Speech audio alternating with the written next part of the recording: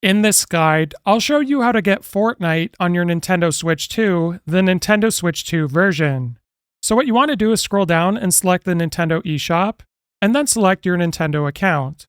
Then what you want to do is have a look on the left sidebar, and we're going to go to search. Then scroll over, and in the search bar select it, and we're going to begin typing in Fortnite. Now a Fortnite suggestion will appear at the top so you can select it, and then you want to press the plus button on your Nintendo Switch 2. So here you can see a few different versions, so scroll over to the N2 version, you'll see it at the top and select it. And then you can simply just scroll over and select free download for Fortnite.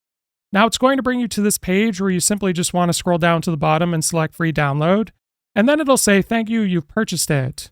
So press the home button on your Switch 2 and give it a couple seconds for this to pop up, and you'll see the virtual game card added for Fortnite.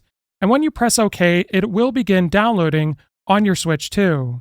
So you'll see successfully loaded, and then you just have to wait for this to finish to play it. If this guide was helpful, like and subscribe, and we'll see you in the next one.